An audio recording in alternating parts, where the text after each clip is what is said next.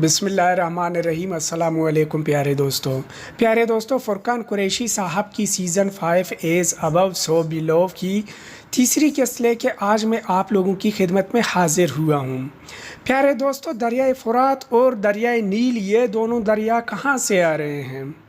سدرۃ المنتہا کی وہ بیری کا درخت کہ جس کی جڑیں چھٹے آسمان پہ اور اس کی شاخیں ساتویں آسمان پہ ہیں، یہ دونوں دریائے نیل اور دریائے فرات سدرۃ المنتہا کی وہ جو بیری کا درخت ہے اس کی جڑوں سے ان کا پانی نکل کے زمین پہ آ رہا ہے۔ پہلے دو اقساط میں نے آپ لوگوں کو دکھا دیے تھے، اس میں ہم نے اور آپ نے فرقان قریشی صاحب کی مدد سے دریائے نیل اور دریائے فرات کو ٹریک کیا تاکہ ہم یہ جان سکیں کہ یہ کیسے اور کس طرح سدرۃ المنتہا سے زمین کی طرف آ رہے ہیں۔ ابھی ہمارا سفر آگے کی طرف جاری ہے، سدرۃ المنتہا سے جنتوں کی طرف ابھی ہمارا سفر جانے والا ہے۔ تو چلیے آئیے اپنی ویڈیو کی جانب بڑھ کے ویڈیو کا باقاعدگی سے آغاز کر کے دیکھتے ہیں کہ آگے کیا ہونے والا ہے۔ اس سفر میں آپ لوگوں سے گزارش ہے کہ ہمارے ساتھ بنے رہیے، انشاءاللہ آپ لوگ بہت کچھ پائیں گے اس سفر سے۔ تو چلیے آئیے اپنی ویڈیو کا آغاز کر کے دیکھتے ہیں۔ بسم اللہ الرحمن الرحیم۔ السلام علیکم۔ آج ایز ابو سو بلو کی تیسری قسط ہے اور پچھلی دو قسطوں کے کمنٹس پڑھ کر مجھے اندازہ ہوا کہ ماشاءاللہ یہ سیریز آپ سب کو بہت پسند آ رہی ہے۔ اس کے لیے میں اللہ کا شکر ادا کرتا ہوں اور اس کے ساتھ ساتھ آپ کو ایک خوشخبری بھی دیتا ہوں کہ اگر اب تک آپ کو یہ سیریز پسند آئی ہے تو میرا وعدہ ہے کہ انشاءاللہ باقی سیریز بھی آپ کے دل کو چھو کر اس میں بسیرا کر جانے والی ہے۔ اوکے، اگر آپ نے پچھلی دو قسطیں نہیں دیکھیں تو انہیں ضرور دیکھیے گا، کیونکہ آج سے انشاءاللہ ہمیں تمام سوالوں کے جوابات ملنا شروع ہو جائیں گے۔ پچھلی صدی کا ایک بہت بڑا سائنسدان گزرا ہے، کارل سیگن، جس نے ایک مرتبہ کہا تھا کہ extra ordinary claims require extra ordinary evidence, یعنی کہ ایک غیر معمولی دعوے کے لیے آپ کے پاس ثبوت بھی غیر معمولی نوعیت کا ہی ہونا چاہیے۔ اپنے ریسرچ ورک کے دوران جب میں نے فگر آؤٹ کیا کہ نیل اور فرات کی دلدلوں کے نیچے پانی سے بھری غاریں اور پہاڑوں دونوں میں ایک چیز کامن ہے کہ جو وہاں غیر معمولی باتیں کر رہی ہے، کہیں وہ نیل اور فرات کو نیچے لا رہی ہے اور کہیں پہاڑوں میں راستے کھول رہی ہے، تو پہلے تو میں حیران رہ گیا۔ لیکن اس سے پہلے کہ میں اسے فائنل کرتا، ریسرچ کا سب سے پہلا اصول کیا ہوتا ہے کہ کسی چیز کو کنفرم کرنے سے پہلے باقی پاسبلٹیز کو بھی دیکھ لینا چاہیے کہ کہیں کوئی اور وجہ تو نہیں ہے۔ مثلا نیل اور فرات کے نیچے والی غاروں کا تو مجھے کنفرم تھا کہ ان کے اندر ایک بہت ہی سرٹن چیز، ایک بہت ہی خاص چیز موجود ہے، لیکن کیا پہاڑوں میں ہونے والی باتوں کے پیچھے بھی وہی ریزن ہو سکتا ہے؟ یہ کنفرم کرنے کے لیے ہمیں پہاڑوں کو 3 چھوٹے چھوٹے ٹیسٹس سے گزارنا پڑے گا۔ سب سے پہلا ٹیسٹ ہے پہاڑوں کی ایلیویشن، یعنی کیا پہاڑوں کی اونچائی کی وجہ سے ان پر حیران کن باتیں ہوتی ہیں۔ یہ سچ ہے کہ جیسے جیسے پہاڑوں کی اونچائی بڑھتی جاتی ہے ویسے ویسے ان پر چیزیں بدلتی چلی جاتی ہیں۔ مثلاً جیسے جیسے پہاڑ اونچا ہوتا جائے گا ویسے ویسے اس کی فلورا اینڈ فونا بھی بدلتے جائیں گے، یعنی اس پر ملنے والے پودے اور جانور وغیرہ۔ جو پودے اور جانور آپ کو پہاڑوں کی اونچائی پر ملیں گے وہ آپ کو مین لینڈ پر کبھی نہیں ملیں گے۔ مثلاً یاک کے جو کم سے کم 4000 یعنی کہ وہ پہاڑ کے جو 4000 میٹر سے زیادہ اونچے ہوں انہی پر ملتا ہے۔ اسی طرح سنو لیپرڈ کے جو صرف اور صرف ہمالیہ کے 6000 میں رہتا ہے اور بہت مشکل سے نظر آتا ہے۔ اسی طرح جیسے جیسے پہاڑ اونچا ہوتا چلا جائے گا ویسے ویسے ان پر اگے درختوں کی شکلیں بھی بدلنا شروع ہو جاتی ہیں، کیونکہ وہاں ٹمپریچر کم ہوتا ہے، سردی زیادہ ہوتی ہے۔ چھوٹے پہاڑوں پر درختوں کے پتے سوئیوں کی طرح ہوتے ہیں کیونکہ وہ ٹھنڈ کو آسانی سے برداشت کر لیتے ہیں، لیکن ایک پوائنٹ ایسا بھی آتا ہے کہ جہاں سردی کی وجہ سے پودے اور درخت اگنا ہی چھوڑ دیتے ہیں۔ تو کیا پہاڑوں کی اونچائی کی وجہ سے ان پر حیران کن باتیں ہوتی ہیں؟ نہیں، کیونکہ ماؤنٹ سینائی یعنی کوہ طور یا پھر جبل نور یہ تو 2000ers بھی نہیں ہے، یعنی کہ پہاڑوں میں ہونے والی حیران کن باتوں کا تعلق اونچائی کے ساتھ نہیں ہے۔ دوسرا ٹیسٹ کہ کیا پہاڑوں پر یہ باتیں ٹمپریچر کی وجہ سے ہوتی ہیں؟ جیسے جیسے پہاڑ اونچا ہوتا جائے گا ویسے ویسے اس پر ٹمپریچر کم ہوتا چلا جائے گا، یعنی کہ سردی زیادہ ہوتی جائے گی۔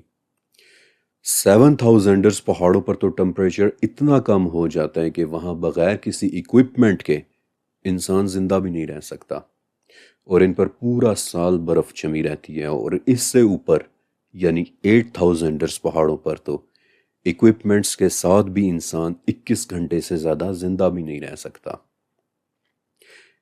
ایسے پہاڑ پوری دنیا میں صرف 14 ہیں، اور ان 14 میں سے 4 پہاڑ ہمارے پاکستان میں بھی ہیں، یعنی کہ 8000ers۔ تو کیا ان حیران کن باتوں کے پیچھے ٹمپریچر ہو سکتا ہے؟ آپ کو پتہ ہے کہ ٹمپریچر چیزوں کی شکل بدل دینے کی خاصیت رکھتا ہے۔ ایک گیس ہے ہیلیم، اگر آپ اس کا ٹمپریچر -273.15 ڈگریز تک گرا دیں تو آپ کو پتہ ہے کہ کیا ہوگا؟ ہیلیم ایک سپر فلوئڈ بن جائے گی، ایک ایسا لیکوڈ کہ جو چیزوں کے اندر سے ہی گزر جاتا ہے، ایک ایسا لیکوڈ کہ جو آسمان کی طرف بہنا شروع کر دیتا ہے۔ یہ ایک ایسا آؤٹ آف دس ورلڈ قسم کا مٹیریل بن جاتی ہے کہ جسے ہم دیکھیں تو کبھی پہچان ہی نہ سکیں، وہ لیکوڈ کہ جو اوپر کی طرف بہہ رہا ہوتا ہے۔ ٹمپریچر کے ساتھ چیزیں بدل جاتی ہیں، لیکن ٹمپریچر پہاڑوں کا راز نہیں ہے، کیونکہ ٹیمپل ماؤنٹ یعنی یروشلم کا وہ پہاڑ کہ جہاں سے نبی کریم صلی اللہ علیہ وآلہ وسلم معراج پر گئے تھے، اس کا ٹمپریچر تو بالکل آس پاس کے علاقے جیسا نارمل ہے۔ پھر تیسرا اور آخری ٹیسٹ کہ کیا پہاڑوں کی تعداد سے کوئی فرق پڑتا ہے؟ آپ کو پتہ ہے کہ اس وقت دنیا کی 76% انرجی، دنیا کی 76% پاور کہاں چھپی ہوئی ہے؟ ایسے پہاڑوں میں کہ جو پوری دنیا کے گرد لپٹے ہوئے ہیں۔ دی رنگ آف فائر، ایک پہاڑی سلسلہ، ایک ماؤنٹین رینج کہ جو پورے پیسیفک اوشن کے گرد پھر رہی ہے، اور اس کا نام رنگ آف فائر اس لیے ہے کیونکہ اس میں تقریباً سبھی پہاڑ آتش فشاں پہاڑ ہیں، اور 300 آتش فشاں تو ایسے ہیں کہ جو آج کسی بھی وقت پھٹ سکتے ہیں، لیکن نہیں۔ حالانکہ ماؤنٹین رینجز میں انرجی بہت زیادہ ہوتی ہے، لیکن وہاں ہمارا راز نہیں چھپا۔ اور اب وقت آ گیا ہے کہ میں آپ کو اس چیز کے متعلق بتاؤں کہ جو پہاڑوں میں چھپی ہوئی ہے، اور نہ صرف پہاڑوں میں بلکہ پانی سے بھری ان غاروں میں بھی کہ جہاں سے نیل اور فرات کا پانی سدرۃ المنتہا سے ہماری دنیا میں آ رہا ہے۔ صدیوں سے انسان زمین سے ایک بہت ہی خاص چیز نکالتا چلا آیا ہے۔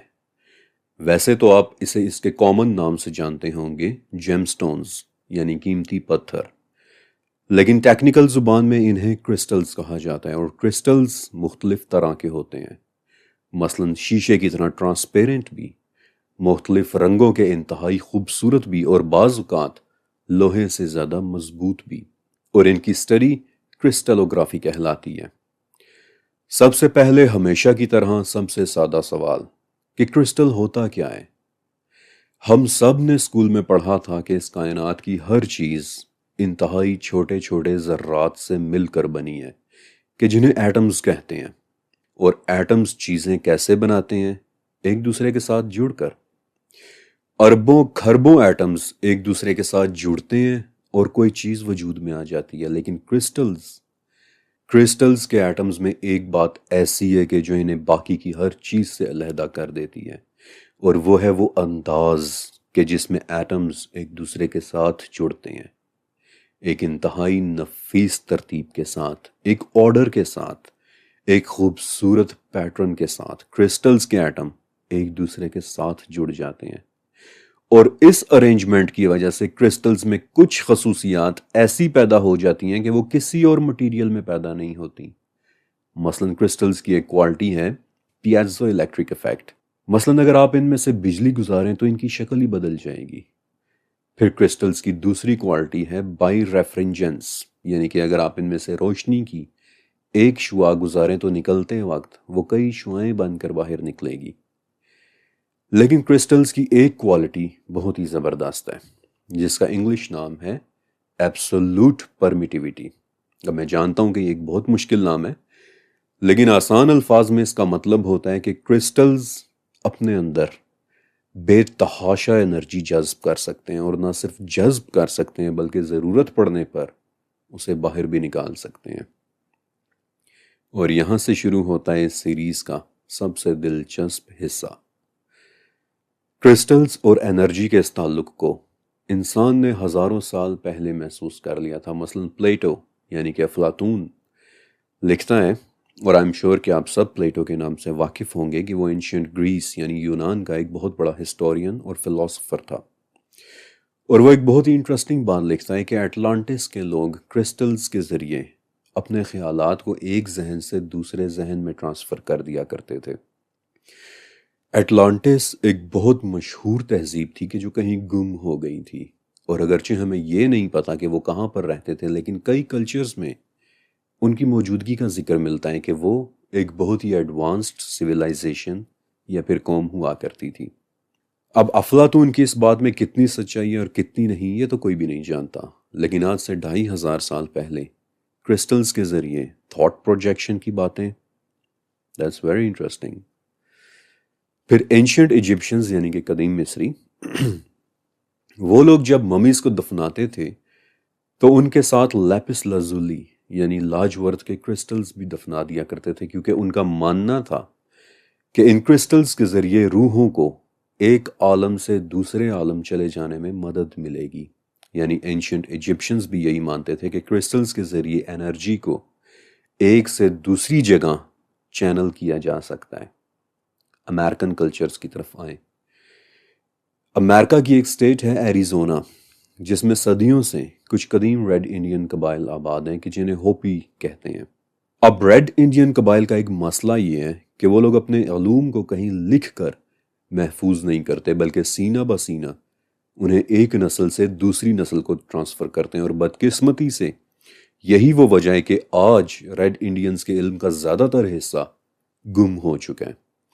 لیکن آج بھی اگر آپ ہوپی قبائل پر ریسرچ کریں تو آپ کو ایک بات سننے میں ضرور ملے گی کہ کرسٹلز انرجی کو ایک جگہ سے دوسری جگہ لے کر جا سکتے ہیں، اور یہ وہ وجہ ہے کہ آج بھی کوارٹز کرسٹلز کے ذریعے ریڈ انڈینز اپنا علاج یہ سمجھ کر کرتے ہیں کہ ان کی بیماری کہیں اور ٹرانسپورٹ ہو جائے گی۔ مڈل ایجز کے یورپ کی طرف آئیں۔ 15ویں صدی کے یورپ میں ایک ٹیکسٹ لکھا گیا تھا جس کا نام ہے لیپیڈریز۔ پوری کی پوری کتاب اس بارے میں ہے کہ کیسے یورپ کے قدیم لوگوں نے کرسٹلز میں موجود ایک خاص انرجی کو محسوس کر لیا تھا کہ جو جسم پر ایک عجیب سا اثر ڈالتی ہے، اور انفیکٹ آج بھی ان کی یہ پریکٹس زندہ ہے کہ جسے کرسٹل ہیلنگ کہتے ہیں۔ تبت کے بدھ بھکشو یعنی کہ مونکس، جن کے متعلق میں نے آپ کو پچھلی ایپیسوڈ میں بتایا بھی تھا، وہ بھی اپنی مالاؤں میں کرسٹلز لگایا کرتے تھے، کیونکہ انہیں لگتا تھا کہ کرسٹلز کی طرح وہ بھی خود کو اس مادی دنیا سے نکال کر روحانی دنیا میں چینل کر لیں گے۔ انڈیا کے قدیم ویدک ٹیکسٹ بالخصوص گروڈا پرانا اور گرہا گوکارا میں کرسٹلز کی اہمیت پر بہت بہت زیادہ انفارمیشن موجود ہے کہ ان کے ذریعے انرجی سفر کر سکتی ہے، ٹریول کر سکتی ہے، چینل ہو سکتی ہے۔ آسٹریلیا کے ایبوریجنیز، وہ بھی ریڈ انڈینز کی طرح اپنے علوم کو ڈاکیومنٹ نہیں کرتے، بلکہ سینہ بہ سینہ ایک دوسرے کو ٹیچ کرتے ہیں، سکھاتے ہیں، اور اپنے شامنز کے متعلق وہ لوگ بتاتے ہیں کہ ان کے پاس کوئی ایسا جادوئی مٹیریل ہوا کرتا تھا کہ جس کے ذریعے وہ شامنز حیرت انگیز چیزیں کیا کرتے تھے، اور گیس کرنے کہ وہ مٹیریل کون سا تھا؟ کرسٹلز۔ لیکن شاید آپ سوچ رہے ہوں گے کہ ابھی تک میں نے کرسٹلز کے متعلق کسی بھی اسلامک ریفرنس کی بات نہیں کی۔ تو وہ کہتے ہیں نا کہ save the best for the last, بہترین چیزیں ہمیشہ آخر میں ہی بتائی جاتی ہیں۔ لیکن اس سے پہلے کہ میں آپ کو اسلام میں کرسٹلز کا کانسیپٹ بتاؤں، ایک بات آپ کے سامنے رکھنا بہت ضروری ہے کہ دیکھیں، اس کائنات میں کوئی بھی چیز ہو، اس کے کچھ درجات ہوتے ہیں۔ انسانوں میں بھی درجات ہوتے ہیں، سبھی لوگ ایک جیسے نہیں ہوتے، ہر چیز میں ایک آرڈر ہے، ایک رینکنگ ہے۔ بالکل ایسے ہی کرسٹلز کی دنیا میں بھی ایک آرڈر ہے، ایک رینکنگ ہے، اور 5 کرسٹلز ایسے ہیں کہ جنہیں باقی سب کی نسبت بہتر اور قیمتی سمجھا جاتا ہے۔ ٹاپ 5 کرسٹلز، اور ان ٹاپ 5 کرسٹلز کو کارڈینل کرسٹلز کہتے ہیں۔ تمام کرسٹلز کے مقابلے میں سب سے قیمتی اور سب سے افضل کرسٹلز۔ اب میں آپ کو ان 5 کارڈینل کرسٹلز کے نام بتانے والا ہوں، اور ان ناموں کو اب آپ نے اپنے ذہن میں رکھنا ہے، کیونکہ اس پوائنٹ سے آگے ان کرسٹلز کو اب میں ان کے ناموں سے ہی بلاؤں گا، اور یہ لسٹ آپ اسینڈنگ آرڈر میں دیکھیں گے، کہ یعنی سب سے پہلے سب سے کم پاورفل اور پھر آخر میں سب سے زیادہ پاورفل کرسٹل۔ کارڈینل کرسٹل میں 5واں ہائی رینکنگ کرسٹل ہے ایمیتھسٹ، کہ جسے اردو میں سنگ جمشید کہتے ہیں، پرپل کلر کا ایک انتہائی خوبصورت کرسٹل۔ اس کے بعد چوتھا ہائی رینکنگ کرسٹل ہے ڈائمنڈ یعنی ہیرا، جس کی خوبصورتی اور قیمت کے متعلق مجھے بتانے کی شاید ضرورت بھی نہیں ہے۔ اس کے بعد تیسرا ہائی رینکنگ کرسٹل ہے سیفائر یعنی کہ نیلم۔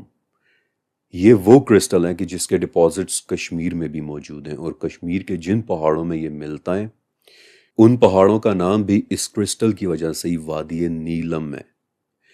صدیوں سے نیلم کی ایک روحانی اہمیت رہی ہے، اور 13ویں صدی میں کرسچین چرچ نے ایک آفیشیل نوٹس جاری کیا تھا کہ نیلم میں روحانی راز چھپے ہوتے ہیں، اس لیے چرچ کے تمام بشپس کو نیلم کی ایک انگوٹھی پہننا ہوگی، کہ جو اس بات کی علامت ہوگی کہ وہ شخص چھپے ہوئے روحانی علوم رکھتا ہے۔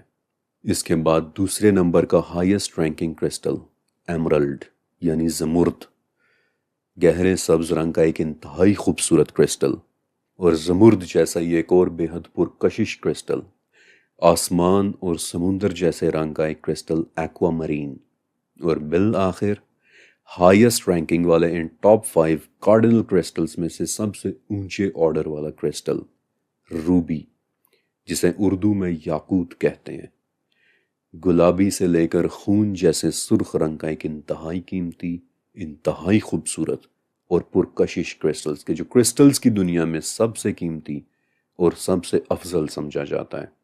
اور آگے چل کر جب میں آپ کو ان کرسٹلز کے متعلق تفصیل سے بتاؤں گا تو اسپیشلی یاقوت کے متعلق آپ بہت کچھ باتیں حیران کر دینے والی سننے والے ہیں۔ لیکن ایک چیز ایسی بھی ہے کہ جس کا ویسے تو شمار کرسٹلز میں نہیں ہوتا، لیکن تعریف کے اعتبار سے وہ ہے بیسیکلی ایک کرسٹل ہی، کیلشیم کاربونیٹ کی وہ شکل کہ جس میں ایٹمز ایک بہت ہی خوبصورت کرسٹلائن فارم میں ایک دوسرے کے ساتھ جڑے ہوتے ہیں، اور اس چیز کا نام ہے پرلز یعنی موتی۔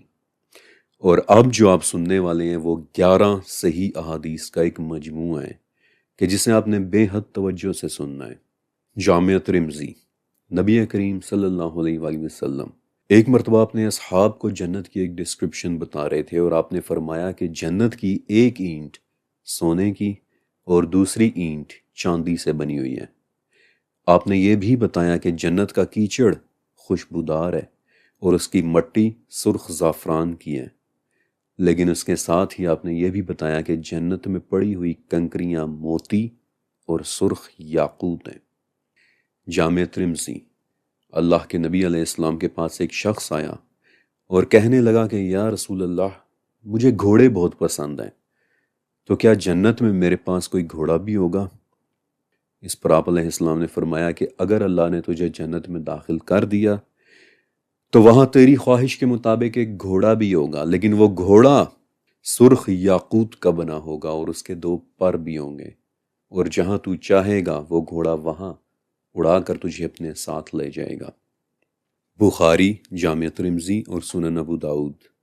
معراج کی رات جب آپ علیہ السلام کو جنت میں لے جایا گیا تو وہاں آپ نے ایک عجیب سی نہر دیکھی کہ جس کا پانی شہد سے زیادہ میٹھا اور رنگ برف سے زیادہ سفید تھا۔ آپ علیہ السلام کو بتایا گیا کہ اس نہر کا نام کوثر ہے، اور کوثر کی تہہ میں موتی اور یاقوت بکھرے پڑے نظر آ رہے تھے، اور صرف یہی نہیں بلکہ اس نہر کے دونوں کنارے بھی موتیوں اور یاقوت سے بنے ہوئے تھے، اور کوثر کے کناروں پر خول والے موتیوں کے انبار رکھے ہوئے تھے، اور دور اس نہر کے کنارے کسی جگہ زبرجد کا ایک محل بنا ہوا بھی نظر آ رہا تھا۔ زبرجد یعنی کہ پیری ڈاٹ، زمرد سے ملتا جلتا لائم گرین کلر کا ایک انتہائی خوبصورت کرسٹل، جامد رمزی۔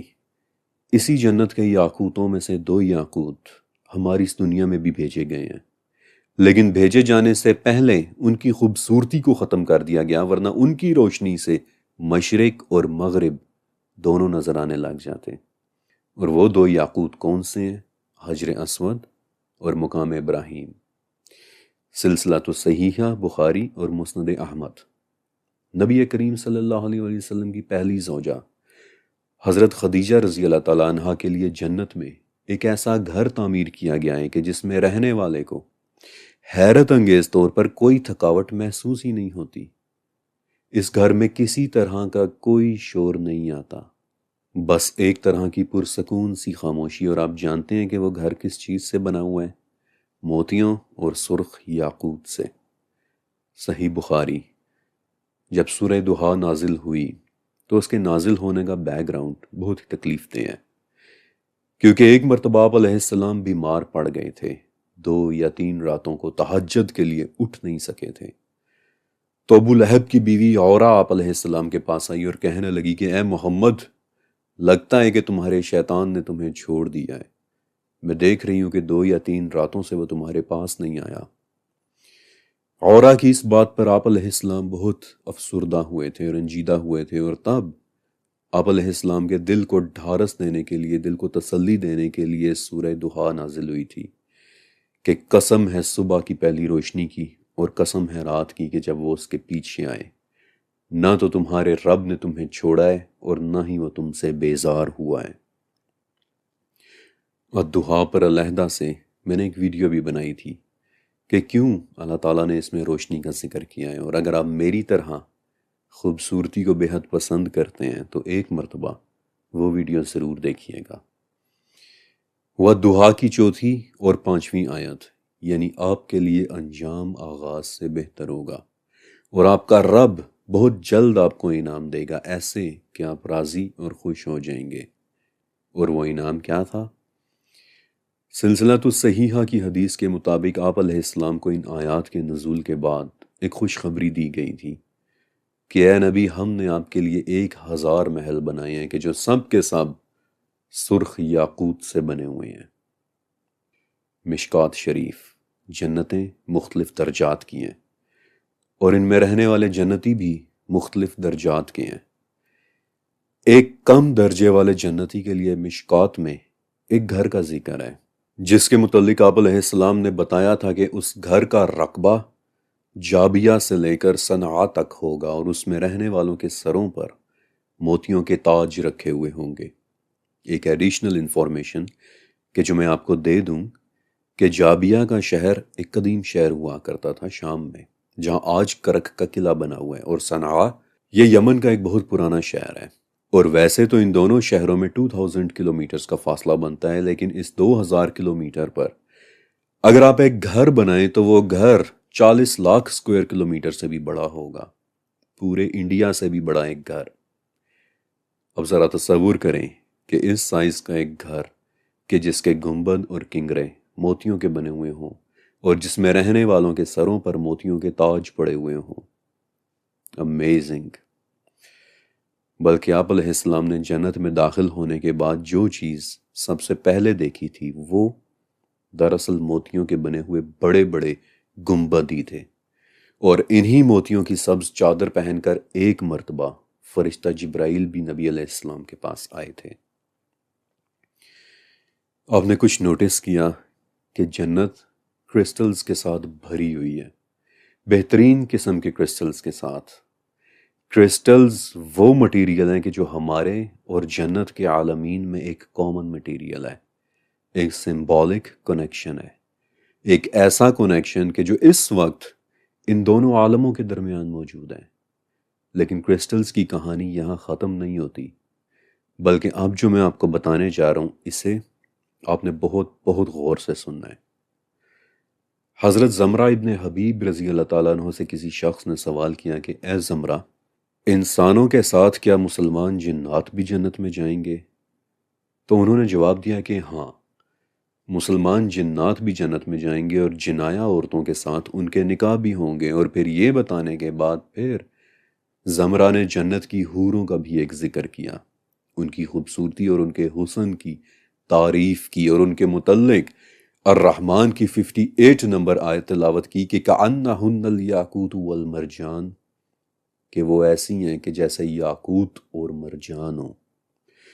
اور پھر زمرہ نے کہا کہ دیکھو یاقوت ہے تو ایک پتھر، لیکن اس کی کیا ہی خوبصورتی ہے کہ اس میں رکھا دھاگا بھی باہر نظر آتا ہے، اور جس طرح وہ دھاگا نظر آتا ہے اسی طرح ان حوروں کی ہڈیوں کا گدا بھی یاقوت کے دھاگے کی طرح باہر سے دکھائی دے گا۔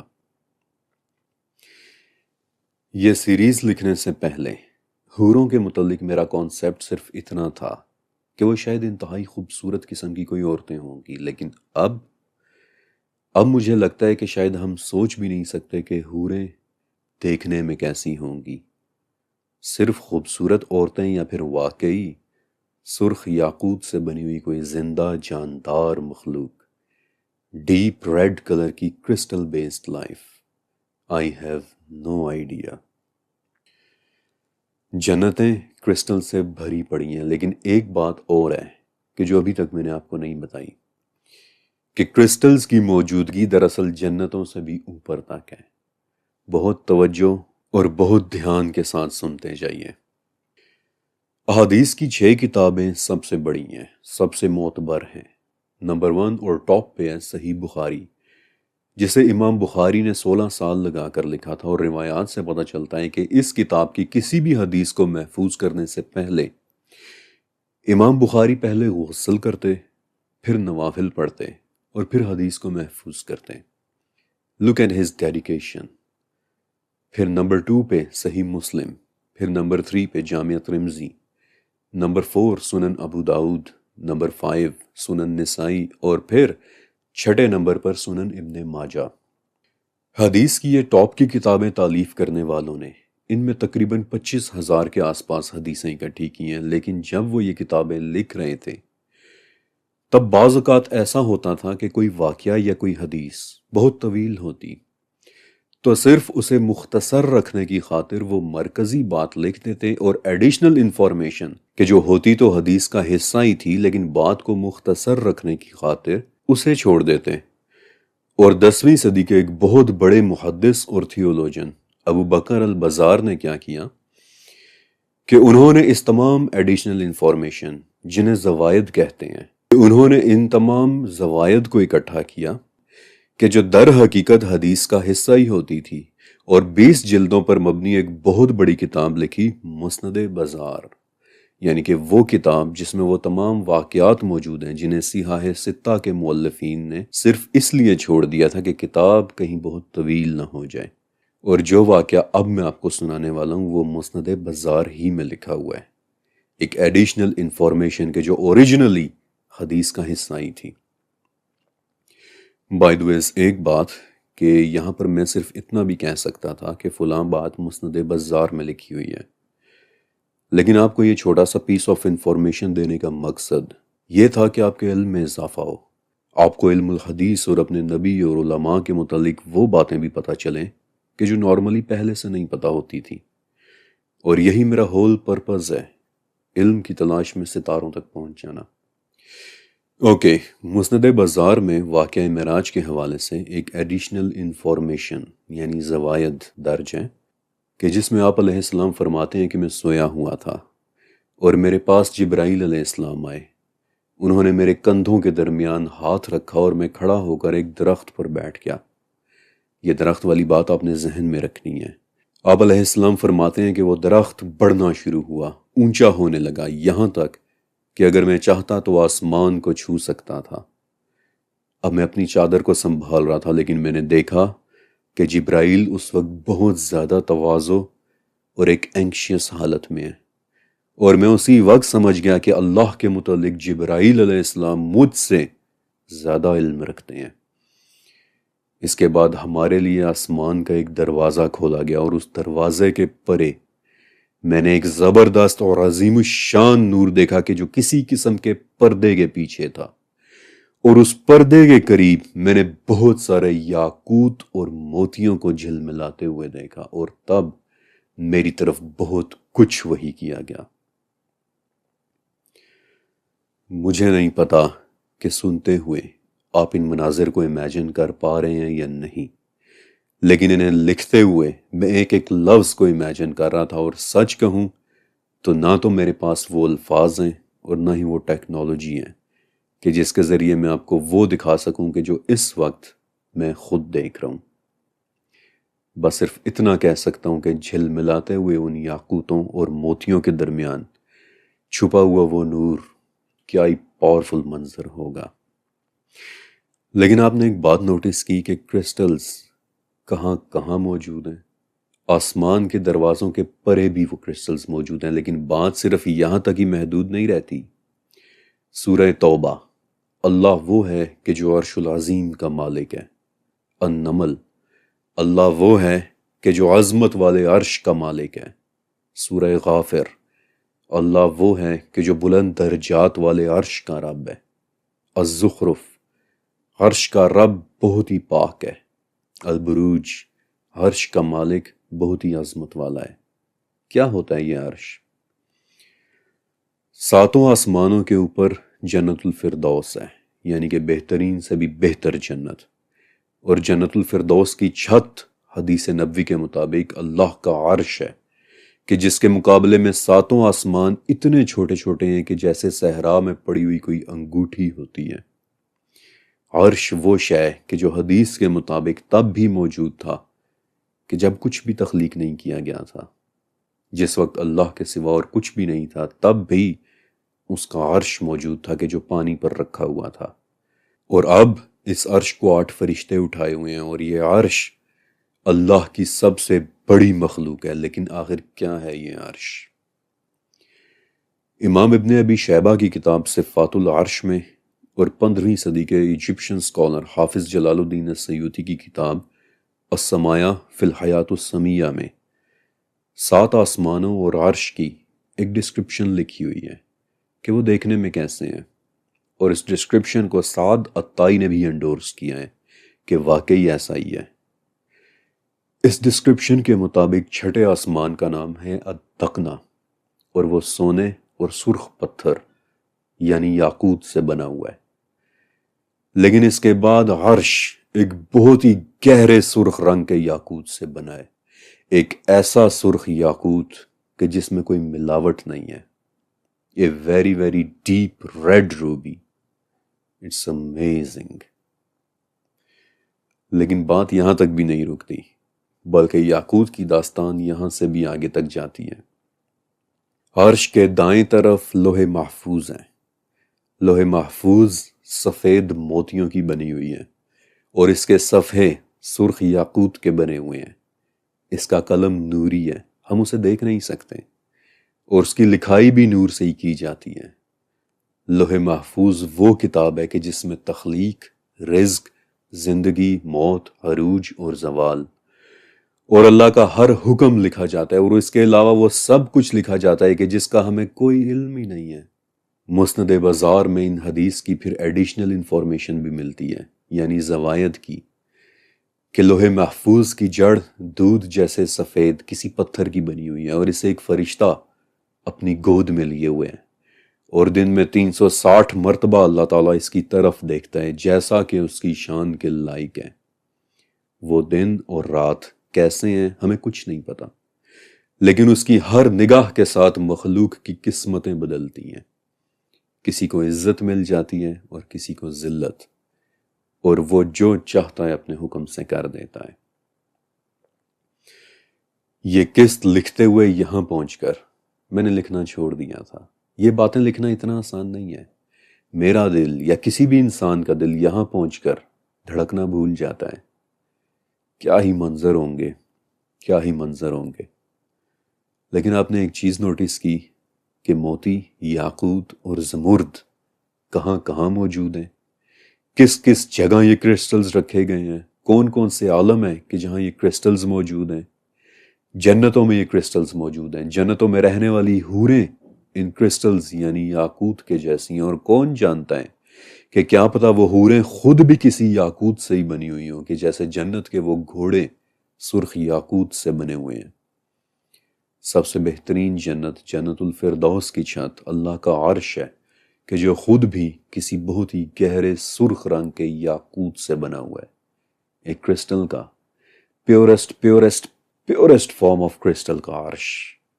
اس عرش کے قریب لوح محفوظ ہے کہ جو خود بھی کئی طرح کے کرسٹلز کی بنی ہوئی ہے، سفید موتیوں اور سرخ یاقوت کے کرسٹل سے، اور پھر یاقوت کے وہ کرسٹلز کہ جنہیں نبی علیہ السلام نے اس نور کے گرد جھل ملاتے ہوئے دیکھا تھا، کہ جو اس وقت میں خود امیجن کر رہا ہوں۔ اردو، انگلش، جرمن یا عربی کہ کوئی الفاظ میری سوچ کو کبھی پریزنٹ بھی نہیں کر سکتے۔ لیکن آپ نے نوٹس کیا کہ یہ کرسٹلز کہاں کہاں موجود ہیں، اور مسند احمد میں ایک حدیث ایسی ہے کہ جو آج ہمارے ہر سوال کے راز کا جواب دے دے گی۔ اس حدیث کا ریفرنس نمبر ہے 10,585، اور اس میں نبی علیہ السلام فرماتے ہیں کہ میں نے چھٹے آسمان پر بیری کا ایک عظیم الشان درخت دیکھا کہ جس کی جڑیں چھٹے اور شاخیں 7ویں آسمان میں تھی۔ جبرائیل نے مجھے بتایا کہ یہ درخت سدرۃ المنتہا ہے، ہر چیز کی انتہا، جو بھی نیچے سے آتا ہے وہ یہاں سے لے لیا جاتا ہے، اور جو بھی اوپر سے آتا ہے وہ یہیں سے وصول کیا جاتا ہے۔ اس درخت پر سونے سے بنے ہوئے پروانے منڈلا رہے ہیں، اور جب اللہ کے حکم نے اسے ڈھانپا تو اچانک سے وہ درخت یاقوت، زمرد اور اسی قسم کے موتیوں میں تبدیل ہو گیا، اور اس کے رنگ اس طرح بدلنے لگے کہ میں ان رنگوں کو ہی نہیں جانتا۔ دنیا کی کوئی مخلوق ان رنگوں کی خوبصورتی کو کبھی بیان ہی نہیں کر سکتی۔ سدرۃ المنتہا کا درخت کرسٹلز میں تبدیل ہو گیا تھا، اور جیسے جگمگاتا ہوا سرخ، نیلے، سبز اور سفید رنگ کا ایک کرسٹل اپنے رنگ بدلتا ہے، سدرا کے رنگ بھی ایسے بدلے کہ دنیا کی کوئی مخلوق ان رنگوں کی خوبصورتی کو کبھی بیان ہی نہیں کر سکتی تھی۔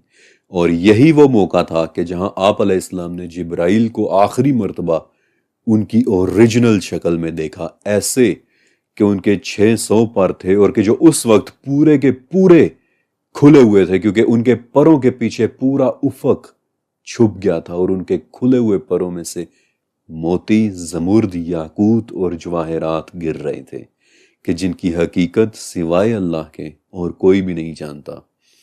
اور جو ہی جبرائیل علیہ السلام کو حجاب کے پیچھے اپنے رب کی موجودگی کا احساس ہوا تو اسی وقت 600 پروں کو کھولے ہوئے وہ عظیم الشان فرشتہ وہیں سجدے میں گر پڑا تھا۔ واقعی دنیا کی کوئی مخلوق اس منظر کی خوبصورتی کو کبھی بیان ہی نہیں کر سکتی تھی، میں بھی نہیں، اور نہ ہی میری یہ ڈاکیومنٹری۔ سدرۃ المنتہا تبدیل ہوتا ہے، یہ درخت کرسٹلز میں تبدیل ہو جاتا ہے۔ اس کی جڑوں سے 4 دریا بہہ رہے ہیں، کہ جن میں سے 2 دریا نیل اور فرات ہیں، اور ان کے پانی کا کچھ حصہ دلدلوں کے نیچے پانی سے بھری ہوئی غاروں سے نکل کر آ رہا ہے، اور ان غاروں کی دیواروں پر بھی کرسٹلز جڑے ہوئے ہیں۔ سلسلۃ الصحیحہ کی حدیث نمبر 1500، نبی علیہ السلام فرماتے ہیں کہ زمین میں جنت کی 3 چیزوں کے علاوہ اور کچھ بھی نہیں ہے۔ عجوا کا درخت، حجر اسود کہ جو کبھی جنت کا ایک کرسٹل تھا، اور فرات کے دریا میں ہر روز اترنے والا ایک حصہ۔